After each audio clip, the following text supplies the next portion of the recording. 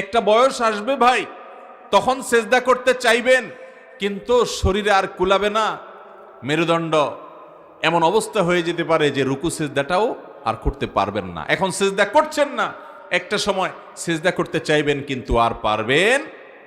কিয়ামতের ময়দানে আল্লাহ রাব্বুল আলামিন এর সত্তা জাতে পাক যখন আসবে সামনে, অনেক লোক, আল্লাহ সবাইকে ডাকবেন, সবাই যেন আল্লাহকে সিজদা করে সরাসরি। আল্লাহকে সিজদা করতে সেদিন ওই সমস্ত লোক পারবে যারা দুনিয়াতে আল্লাহকে সিজদা করেছে, আর বাকি লোকরা চেষ্টা করবে কিন্তু সেদিন কপাল পোড়ারা সিজদা করতে পারবে না। কোরআনের শুরুতে আপনি দেখবেন নামাজ, শেষে দেখবেন নামাজ, মাঝখানে দেখবেন জায়গায় জায়গায় পাতায় পাতায় নামাজ। নবী করিম সাল্লাল্লাহু আলাইহি সাল্লামের জীবনের শুরুর দিকের নির্দেশ দেখবেন নামাজ, একেবারে জীবনের শেষ মুহূর্তের নির্দেশ হলো কি নামাজ। ভাইরা আমার, এই জন্য কোরআনে হাকিমে আল্লাহ রাব্বুল আলামিন বলেছেন হাফিজু আলাস সালাওয়াত। ঈমানদারদেরকে আমাদের মালিক, আমাদের রব নির্দেশ করছেন, তোমরা 5 ওয়াক্ত নামাজের প্রতি যত্নবান হবে, যত্নশীল হবে, ঠিকমতো আদায় করবে।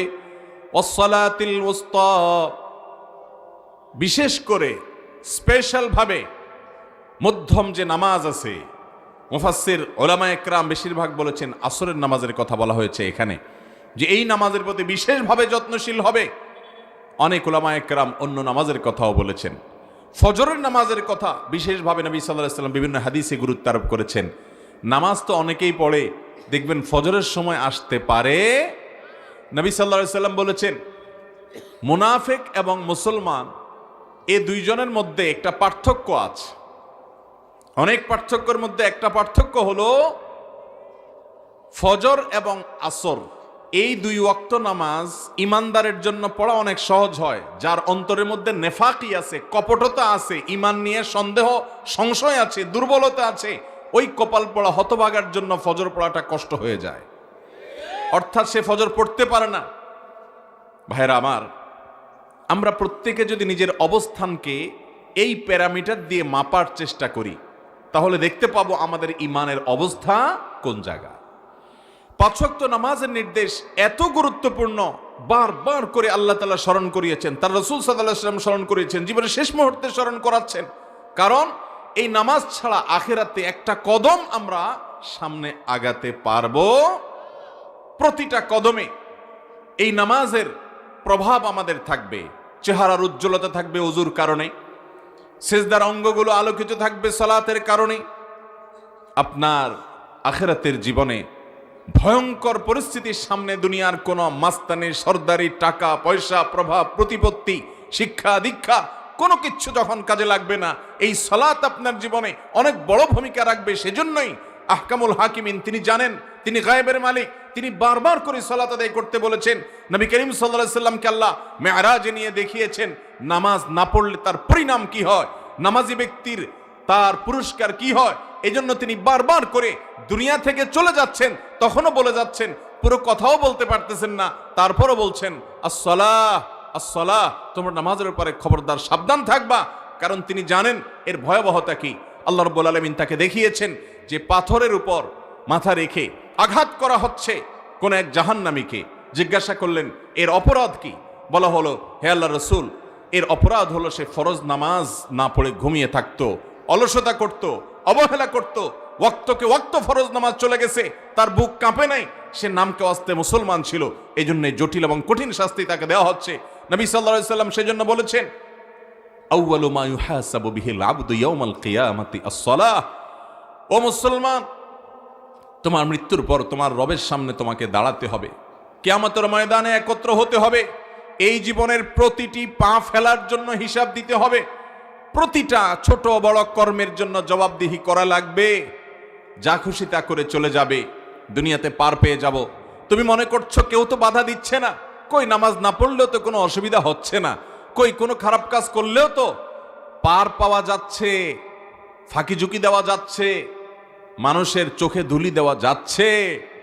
ও মুসলমান, আরশে আজিমের মালিকের কাছে সব রেকর্ড হচ্ছে, একটা একটা করে, একটা সুতা পরিমাণ কাজও যদি থাকে, পাই পাই করে ফামাই ইয়ামাল মিসকালা যাররাতিন শাররান ইয়ারা, বিন্দু পরিমাণ জাররা পরিমাণও যদি কোনো খারাপ কাজ করেন তার পরিণাম আপনাকে ভোগ করতেই হবে, করতেই হবে, করতেই হবে। অতএব ভাইরা আমার, যারা নিজেদেরকে মুসলমান দাবি করেন, যারা কিয়ামতের ময়দানে দাঁড়াতে হবে আখিরাতের প্রতি ঈমান রাখেন, যারা জান্নাত জাহান্নামের প্রতি বিশ্বাস রাখেন, তারা শুনে রাখেন নবীজি সাল্লাল্লাহু আলাইহি সাল্লাম বলেছেন, আউয়ালু মা ইউহাসাবু বিহিল আবদু ইয়াউমাল কিয়ামাহ, কিয়ামতের দিন বান্দার সর্বপ্রথম যেই আমলের হিসাব চাওয়া হবে সেটা হলো as-সালাহ, নামাজ। তোমার জীবনে নামাজের অবস্থা কি? আগে নামাজের গাঠটি হলো প্রাপ্তবয়স্ক হওয়া থেকে নিয়ে মৃত্যু পর্যন্ত নামাজ সব ওয়াক্ত পড়েছো কিনা, পড়লে সেখানে মনোযোগ, ধীরস্থিরতা ঠিকঠাক মতো কতটুকু ছিল, এর হিসাব নিকাশ দাও। তোমার নামাজের কোয়ালিটি কি ছিল? যে ব্যক্তির নামাজের হিসাব মোটামুটি ঠিকঠাক মতো সে দিতে পারবে, ফাকাদ আফলাহা ওয়া আনজাহ, নবীজি বলেছেন সে ব্যক্তি সফল হবে, সাকসেস হবে, সামনের বাকি সব তার সহজ হয়ে যাবে। আর যে ব্যক্তির নামাজের হিসাবে ঘাপলা ধরা পড়বে, ভেজাল ধরা পড়বে, ফাকাদ খাবা ওয়া খাসির, এই কপাল পড়া ধরা পড়ে যাবে, এ লুজার হয়ে যাবে, ক্ষতিগ্রস্ত হবে, সামনে আর সে এগোতে পারবে না। ও ভাই আমার, এই নামাজ আমরা যদি পড়ি আমাদের আল্লাহর কোনো লাভ নাই, নবীজিরও কোনো লাভ, এই নামাজ আমাদের লাভ, এটা জান্নাতের চাবি, এটা ছাড়া জান্নাতে যাওয়ার সম্ভাবনা নাই। অথচ মুসলমানের সন্তান বলে যে নামাজ না পড়লে কি হয়েছে, ঈমান আছে। আছে না নাই এরকম? নামাজ না পড়লে কি হয়েছে, তার বলে কি আছে, ঈমান আছে। ঈমানটা ভাই মায়ের হাতের মোয়ানা আর মামুর বাড়ির আবদারও না। নামাজের ধারে কাছে যাবেন না, আর লম্বা লম্বা কথা বলবেন, নামাজ না পড়লে কইছে ঈমান আছে। আল্লাহকে ভয় করেন, এই সমস্ত উদ্ভট এবং এই সমস্ত দাম্ভিকতাপূর্ণ কথা পরিহার করেন। ভাইরা আমার, এটা ঠিক যে ফোকায়ে কেরামের মধ্যে মত পার্থক্য আছে। অনেক ইমামগণ বলেছেন ইচ্ছাকৃত ঠান্ডা মাথায় যে মুসলমান নামাজ পড়ে না, বসে বসে খেলা দেখে, ঘন্টাকে ঘন্টা ওয়াক্ত চলে গেছে তবুও নামাজ পড়ে নাই, শুয়ে আছে, ফজরের নামাজ চলে গেছে, 7টা-8টায় ঘুম থেকে উঠছে, সে অলসতা করেছে, নামাজ পড়ে নাই ঠান্ডা মাথায়। তো এই রকম ব্যক্তি যে ঠান্ডা মাথায় নামাজ পড়ে না, ইচ্ছাকৃত নামাজ ত্যাগ করে, সে ব্যক্তিকে অনেক ইমাম বলেছেন এই ব্যক্তি আর মুসলমান থাকে না। নামাজ না পড়লে সে আর মুসলমান থাকে না, ইসলাম থেকে খারিজ হয়ে যায়। নাম মুসলমান হলে কি গায়ের জোরে মুসলমান হবেন? আল্লাহর খাতায় নাম থাকে না। আর ইমাম আজম আবু হানিফা রাহিমাহুল্লাহ এবং আরো অনেক ইমামের মত হলো, যদি নামাজ না পড়ার পরও তার ভিতরে অপরাধ বোধ থাকে যে না আমি ভুল করছি, অন্যায় করতেছি, ঠিক আছে আমি শুরু করব, তাহলে এই ব্যক্তির, এই বেচারার ঈমানটা থাকবে। কিন্তু যদি তার ভিতরে ঔদ্ধত্য থাকে, অহংকার থাকে, আরে রাখতো তোর নামাজ, কি হবে এত নামাজ পড়ে, কত লোকরে দেখছি নামাজ পড়ছে, কি হয়েছে, এই রকম যদি লম্বা লম্বা কথা বলে, তাহলে ঈমানটার সাথে সাথে চলে যাবে। ভাইরা আমার, আল্লাহ রাব্বুল আলামিন কোরআনে হাকিমে বলেছেন, তোমরা 5 ওয়াক্ত নামাজের প্রতি, সকল নামাজের প্রতি তোমরা যত্নশীল হবে, দায়িত্ববান হবে। এমন কি নামাজ ইসলামে কিরকম গুরুত্বপূর্ণ ইবাদত দেখেন, আল্লাহ বলছেন এমন কি তোমাদের যদি আশঙ্কা হয় যে নামাজ পড়তে গেলে রণাঙ্গনে যুদ্ধক্ষেত্রে শত্রু তোমাদেরকে শেষ করে দিবে, বোম্বিং করে, আঘাত করে, তরবারি দিয়ে তোমাদের শেষ করে ফেলবে, এইরকম যদি আশঙ্কা হয় তো প্রয়োজনে হাঁটা অবস্থায় নামাজ পড়বে, সওয়ারি অবস্থায় নামাজ পড়বে, কিন্তু তারপরেও নামাজ মাফ। যুদ্ধের ময়দানে রণাঙ্গনে জীবন চলে যাওয়ার আশঙ্কা আছে, সেইখানে সলাতুল খৌফ, ভয়কালীন সময় কিভাবে নামাজ পড়বো, কোরআনে আল্লাহ তাআলা শিক্ষা দিয়েছেন যে ইমামতি একজন করবে, সব লোক নামাজে দাঁড়াইলে শত্রুর আক্রমণে সবাই শেষ হয়ে যাবে, এই জন্য কিছু লোক নামাজে দাঁড়াবে, কিছু লোক যুদ্ধ করে সবার পক্ষ থেকে সেভ করবে, কিছু লোক যারা নামাজে দাঁড়াবে ইমামের সাথে, সফরে যেহেতু যুদ্ধে, এই জন্য 1 রাকাত নামাজ পড়বে সবাই ইমামের সাথে। 1 রাকাত নামাজ পড়ার পর তারা চলে যাবে যুদ্ধে, যারা এতক্ষণ সেফটিতে ডিউটিতে ছিল তারা এসে এবার ইমামের পিছনে দ্বিতীয় রাকাত, ইমামের দ্বিতীয় রাকাতে তারা এসে তাদের প্রথম রাকাত পড়বে। এরা আবার 1 রাকাত পড়ে চলে যাওয়ার পর আগের গ্রুপওয়ালারা ফিরে আসবে, ততক্ষণে ইমামের 2 রাকাত শেষ। এবার মুক্তাদি হিসেবে তারা একা একা মুনফারিদ হিসেবে তাদের 1 রাকাত পড়বে, তাদের পরে আবার ওই গ্রুপ যাদের 1 রাকাত বাকি ছিল তারা পড়বে। চিন্তা করেন, ভাগ করে করে 1 রাকাত পড়ে পড়ে চলে যাবে, আবার এসে পড়বে। তারপরেও যুদ্ধের ময়দানেও আল্লাহ বলেন নাই যেহেতু জীবন রক্ষার ব্যাপার নামাজ বাদ দিলেও চলবে। এটা আল্লাহ তাআলা বলেন। কত গুরুত্বপূর্ণ ব্যাপার চিন্তা করেন। ইসলামের সকল ইবাদতে ছাড় আছে, এমন কোন ইবাদত ইসলামে নাই যেই ইবাদতে ছাড় নাই। আপনি রোজা রাখতে পারেন না, কষ্ট হয়, রাখতে গেলে আপনার জীবন নাশের অবস্থা হয়ে যায়। এই জন্য রোজারে ভেঙে ভেঙে দুপুর পর্যন্ত একটা, দুপুর পরে আরেকটা রাখা যাবে? কি বলেন? আপনাদের দিনাজপুর এরকম রোজা রাখার সুযোগ আছে কোনো? নাই। রোজা রাখলে সাহরি থেকে নিয়ে ইফতারি পর্যন্ত না খেয়ে থাকতে হবে। এখন তুমি যদি এটা না খাইতে পারো, এভাবে যদি না থাকতে পারো, তাহলে সেক্ষেত্রে আল্লাহ তাআলা কোরআনে তার জন্য বিধান দিয়েছেন, ফামান কানা মিনকুম মারিদান আও আলা সাফারিন ফাইদ্দাতুম মিন আইয়ামিন উখার। তাহলে সে এই রোজা যে কয়টা সে অসুস্থতার কারণে রাখতে পারবে না, এই কয়টা রোজা সে অন্য সময় রেখে দিবে। কিন্তু তাই বলে এই রোজার ক্ষেত্রে আল্লাহ বলেন নাই যে যেভাবেই হোক রমজানের রোজা রাখা লাগবে, পুরা পারো না তো অর্ধেক রাখো, হ্যাঁ মাঝখানে কিছু খাও তাও রাখতে হবে, এরকম কথা আল্লাহ বলেন নাই। ঠিক আছে, এখন রাখতে পারতেছো না, এত অসুস্থতা যে রাখলে তোমার জীবন নাশের ভয় হবে, এত বেশি অসুস্থ। আবার দেখেন হালকা পাতলা গ্যাস্ট্রিক আর প্লাস্টিক হইলে রোজা ভাঙা শুরু করে দিবেন, সেটা কিন্তু চলবে। জটিল অবস্থা, এত রোগ, ডেঙ্গু হয়ে গেছে, ভয়ঙ্কর অবস্থা, প্রচুর পানি পান করতে হবে ডাক্তার বলে দিয়েছে, না হলে মৃত্যু মুখে পতিত হতে পারেন, ভয়ঙ্কর অবস্থা হতে পারে, প্লাটিলেট অনেক বেশি কমে গেছে, অন্যান্য সমস্যা অনেক বাড়ছে। আপনি তখন জীবন রক্ষার জন্য, রোগ ভয়ঙ্কর আকার ধারণ করেছে, অসহনীয় হয়ে গেছে, এই জন্য আপনি রোজা ভাঙেন, অন্য সময় রাখতে পারবেন। সফরে আছেন, কষ্ট হচ্ছে রোজা রাখতে, রাখতে পারছেন না, অসুবিধা নেই, অন্য সময় রেখে দেন, কিন্তু রাখতে হবে। ছাড় রোজার ক্ষেত্রে আছে। কি বলেন? সফরে নামাজ কারোর পড়তে একটু কষ্ট হচ্ছে, ঝামেলা হচ্ছে, না পড়লে চলবে? পরে পড়লে চলবে? আল্লাহ তাআলা বলেছেন প্রয়োজন না, আল্লাহ তাআলার বিধান এটা যে সফরে 4 রাকাতের নামাজগুলো 2 রাকাত করে দেয়া হলো, তারপরেও পড়তে দেখছেন। অন্য সময় পড়লে হবে না, যত সময় পড়তে হবে। ইন্নাস সালাতা কানাত আলাল মুমিনিনা কিতাবাম মাওকুতা, নিশ্চয়ই ঈমানদারদের জন্য নামাজ নির্দিষ্ট সময়ে পড়াটাকে আল্লাহ তাআলা অবধারিত করে দিয়েছেন, ফরজ করে দিয়েছেন।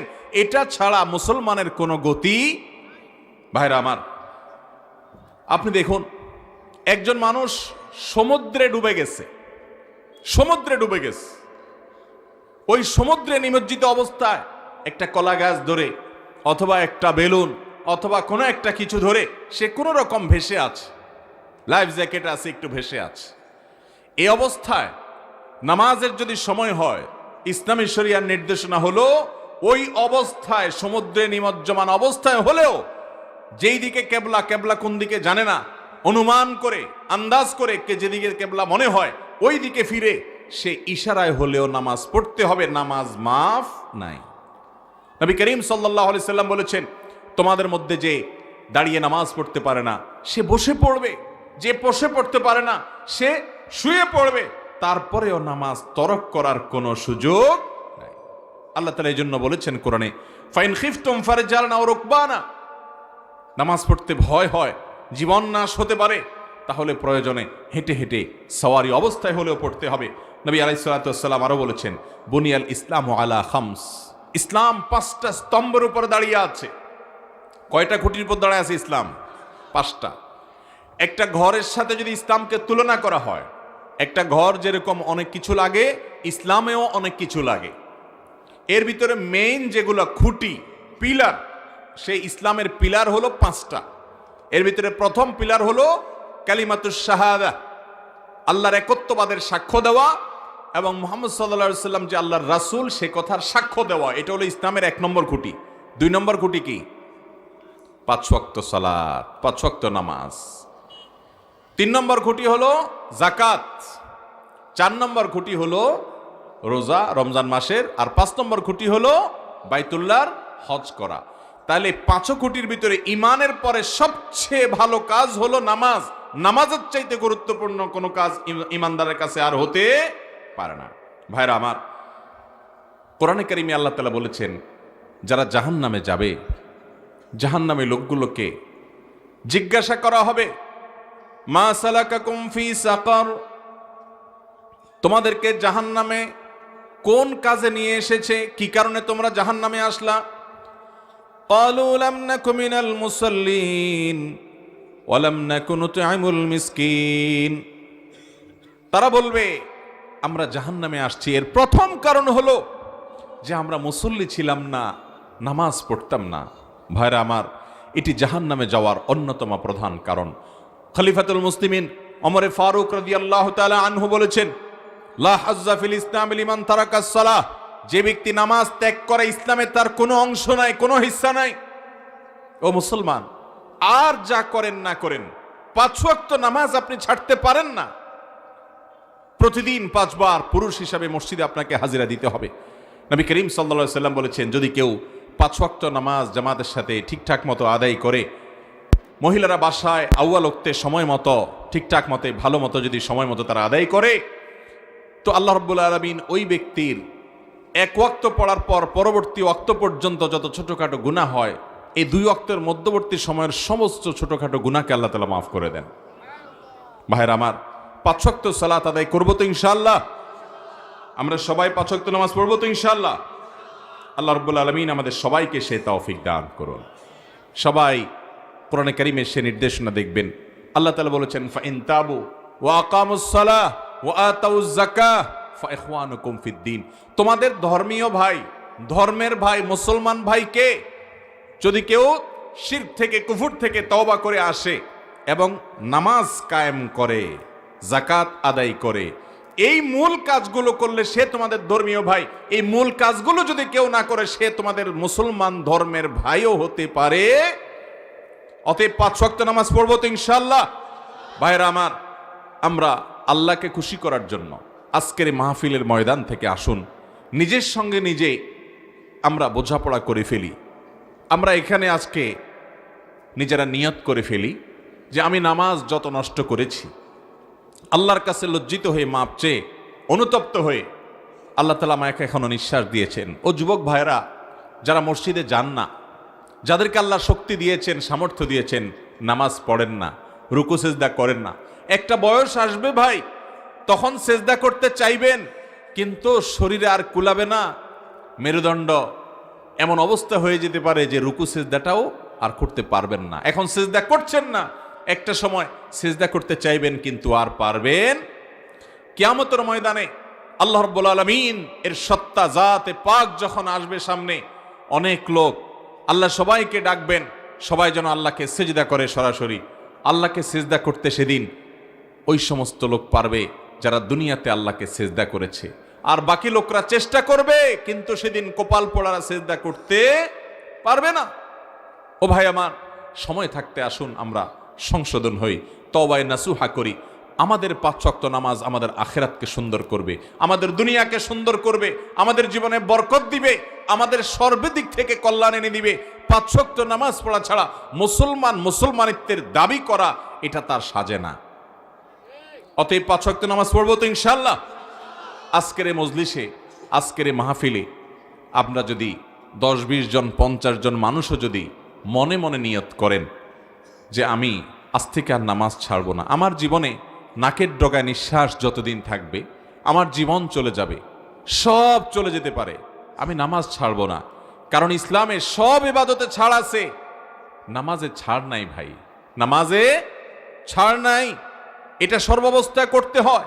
আপনি দেখেন কত গুরুত্বপূর্ণ হলে দাঁড়িয়ে নামাজ পড়তে না পারলে বসে পড়েন, বসেও পড়তে পারেন না, শুয়ে শুয়ে পড়েন, ওযু করতে পারেন না, তায়াম্মুম করে করেন, আল্লাহু আকবার, তারপরেও মাফ নাই। আপনাকে পড়তেই হবে। কেবলামুখী হবেন, কেবলা কোন দিকে চিনেন না তো আন্দাজ করে পড়েন, তারপরেও পড়তে হবে। এমন কি সতর ঢাকার মতো কাপড় নাই, এমন কোন বিপদে আছেন, জেলে জরুমে কোন জায়গায় আছেন, ওয়াক্ত হয়ে গেছে, তারপরও আপনাকে নামাজ পড়তে হবে। ওই ফরজ তরক হলেও নামাজ পড়তে হবে। ভাইরা আমার, কত গুরুত্বপূর্ণ বিষয় যে কখনো ছাড় নাই। আমাদের প্রাণের নবী সাল্লাল্লাহু আলাইহি ওয়াসাল্লাম তার জীবনের সর্বশেষ মুহূর্তে যখন তিনি দুনিয়া থেকে চলে যাবেন, অসুস্থ, এত দুর্বল হয়ে গেছেন, যাদেরকে আল্লাহ মদিনায় যাওয়ার তৌফিক দিয়েছে, মসজিদে নববীতে যারা গিয়েছেন তারা জানেন নবীজি সাল্লাল্লাহু আলাইহি সাল্লামের কবর যেখানে এখন আছে এই জায়গাটাতে ওনার বাসা ছিল।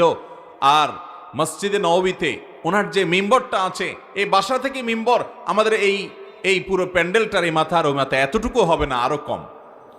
ওখান থেকে মিম্বর পর্যন্ত হেঁটে এসে মসজিদে জামাতে সামিল হবেন, মসজিদের সাথেই তার বাসা, তিনি সেখান থেকে ভিতর দিয়ে হেঁটে দরজা আছে এই পর্যন্ত এসে যে নামাজ পড়বেন এই শক্তি তার শরীরে ছিল না।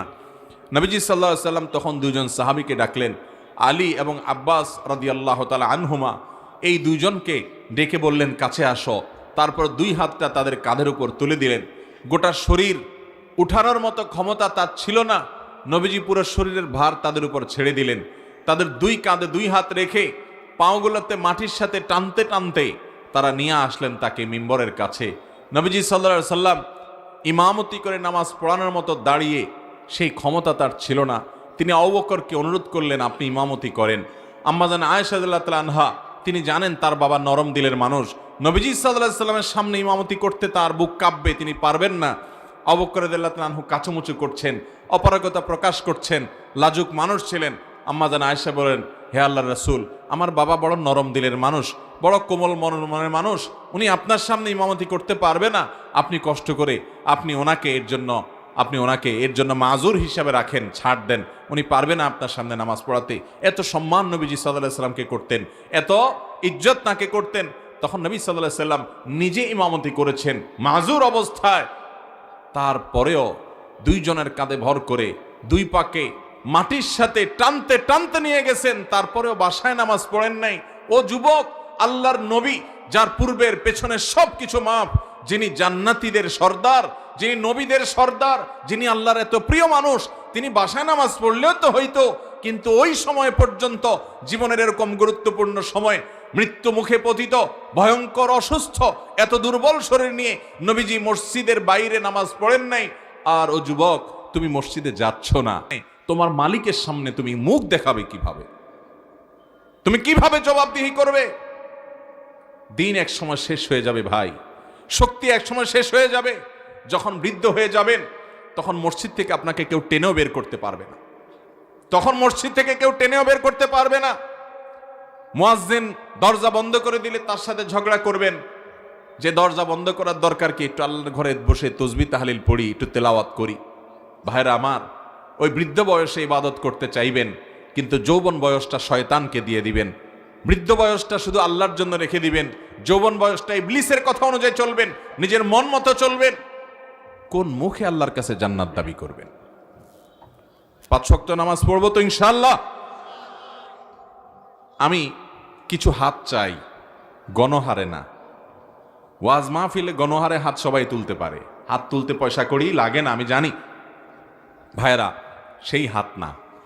সিরিয়াসলি যারা এই মজলিসে আরশের মালিক দেখছেন, সবকিছু দেখছেন, তার কাছে সবকিছু প্রকাশ্য, কোনো কিছু গোপন নেই, তাকে সাক্ষী রেখে এই মজলিসে যদি 10 জন 5 জন মানুষও নিয়ত করেন যে আমি বহু নামাজ ছেড়েছি আর ছাড়বো না, আগে নিজে বোঝাপড়া করেন যে আমি আমার মোড় চেঞ্জ করেছি, আমি মুসলমান, আমি নামাজ ছাড়বো না, আর যা হোক না হোক নামাজ আমি ছাড়বো না, ঠিক মতো নামাজটা পড়বো, জীবন চলে যেতে পারে, নামাজ আমি ছাড়বো না।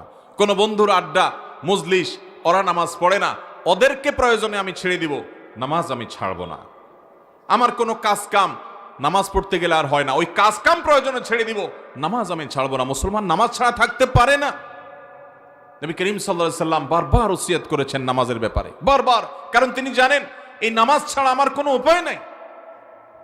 ভাইরা আমার, আল্লাহ তাআলা কোরআনে এই জন্য পৃষ্ঠা পৃষ্ঠা বলেছেন আকিমুস সালাহ, তোমরা নামাজকে যথাযথভাবে আদায় করো, সালাত কায়েম করো, বারবার নির্দেশ করেছেন কোরআনের শুরু শেষ সব জায়গায়।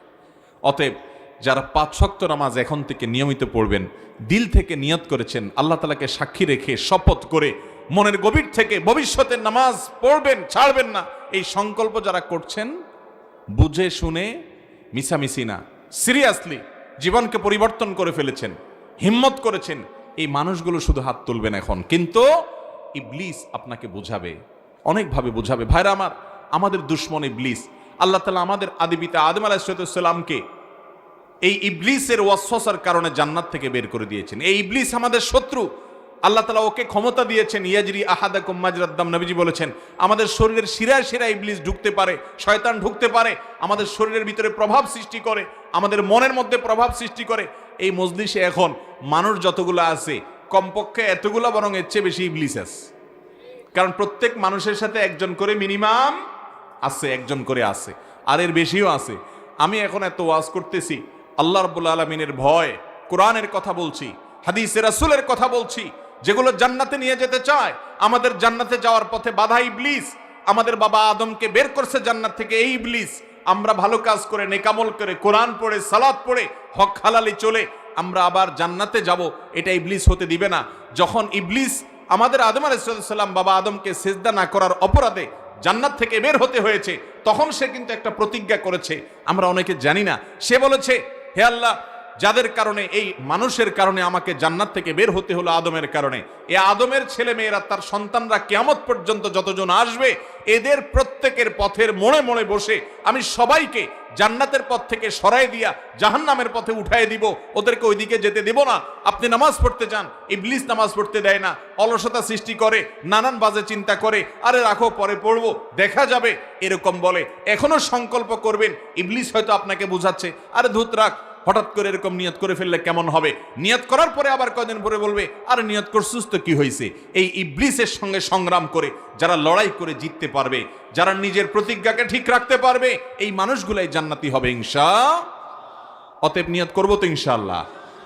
যারা খালেস নিয়ত করেছেন দিল থেকে যে আমার জীবন, আমার প্রাণ চলে যাবে, আমি নামাজ ছাড়বো না, আমার প্রাণ যাবে, আমি নামাজ ছাড়বো না, এই মানুষগুলো যারা নিয়ত করেছেন, আগে ত্রুটি করেছেন কিন্তু এখন আর করবেন না, তারা একটু শুধু হাত তুলে আল্লাহ তাআলাকে দেখায় দেন। আল্লাহ আপনি আমাদের সব হাতগুলোকে কবুল আর মঞ্জুর করেন। ও মালিক, আমরা পড়তে পারবো না, আপনি আমাদের জন্য সহজ করে দেন। আল্লাহ, আমরা ইবলিসের সাথে পারি না, আপনি আমাদেরকে জিতায় দেন। আল্লাহ, আপনি ইবলিসকে হারায় দেন। আল্লাহ, আমাদের ঈমানের ভিতরে জজবা এবং ঢেউ তৈরি করে দেন।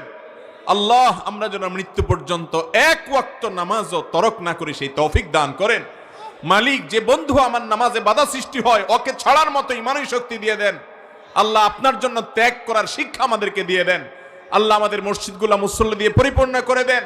আল্লাহ, আমাদের মা বোনদেরকে নামাজ পড়ার তৌফিক দান করেন। আল্লাহ, যে হাতগুলো উঠছে হাতগুলোকে কবুল আর মঞ্জুর করেন। আল্লাহ, আপনি আমাদের সবার প্রতি রহম করেন। আল্লাহ, এই হাতগুলা এখানে যারা উঠাইছে, আল্লাহ জান্নাতুল ফেরদাউসে, প্রিয় নবীজির সাথে জান্নাতুল ফেরদাউসে থাকার তৌফিক দান করেন। আল্লাহ, আমরা এখানে যেরকম বসলাম জান্নাতে এরকম একসাথে হওয়ার তৌফিক দান করেন। জাযাকুমুল্লাহ খায়রা ওয়া আখিরু দাওয়ানা আনিল হামদুলিল্লাহি রাব্বিল আলামিন।